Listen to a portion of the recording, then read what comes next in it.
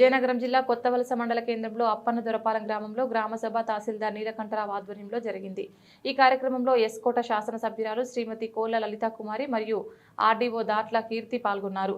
MLA కోళ్ల మాట్లాడుతూ, మీకు గతంలో నేను ఏ విధంగా నిలబడ్డానో ఇప్పుడు మీ భూముల విషయంలో కూడా అదే విధంగా నిలబడ్డాను. మీ యొక్క ప్రతిపాదన మాకు ఇస్తే మేము ముఖ్యమంత్రి చంద్రబాబు నాయుడు దగ్గరికి మాతో పాటు మిమ్మల్ని కూడా తీసుకొని వెళ్లి మీ యొక్క డిమాండ్స్ని తెలియజేద్దామని అన్నారు.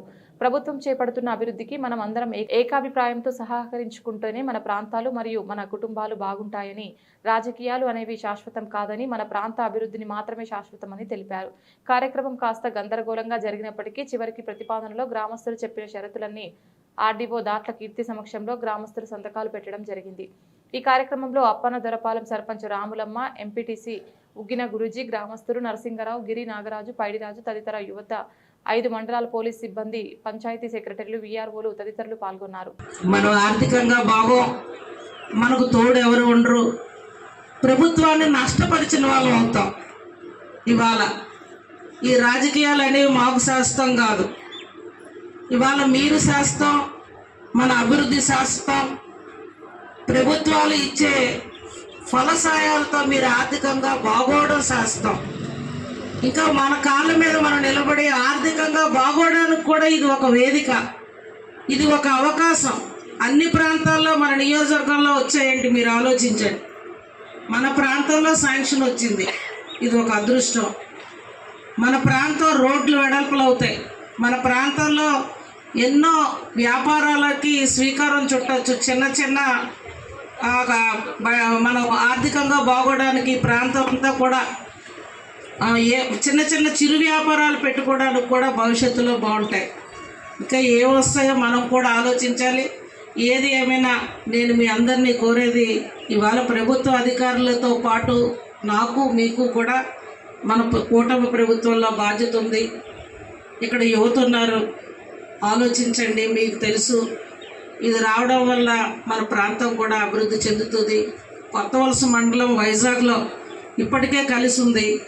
అటువంటిది ఇవన్నీ కూడా మన కొత్తవలస మండలానికి వస్తే ఇంకా మనం ఆర్థికంగా మన మండలం అభివృద్ధి చెందుతాం. మీ అందరూ బాగుంటారు.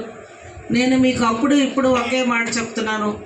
గిరిజన యూనివర్సిటీలో ఆనాడు ఏవేవైతే మీరు ప్రతిపాదనలు పెట్టి రాష్ట్ర ప్రభుత్వానికి నాకు ఇవ్వమని ఇచ్చారో వారి నిర్ణయాలకు కట్టుబడే నేను మీకోసం పనిచేస్తాను.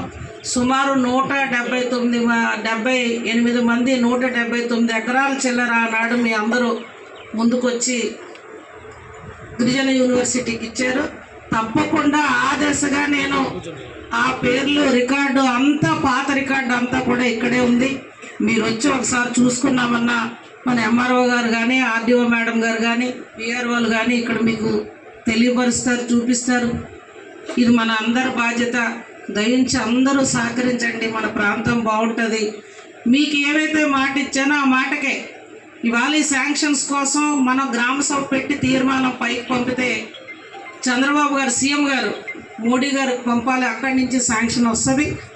ఆ శాంక్షన్ వచ్చి ఇక్కడ గ్రౌండ్ అవ్వడానికి కొబ్బరికాయ కొట్టే లోపే మీకు ఏవైతే మాట ఇచ్చానో మీ భూమి కానీ, మరి ఏదైతే కొంత ప్రభుత్వ భూమి అనుభవంలో ఉన్న దానికి అరసగం భూమి ఇవ్వడానికి కానీ, ఇళ్ళ పట్టాలకు కానీ, కొత్త స్కీమ్స్ కానీ నేను మీకు మాట ఇచ్చిన విధంగా ఆ సైట్ కూడా లెవెల్ చేసి దానికి నిధులు కూడా నేను మాట ఇస్తున్నాను మీకు.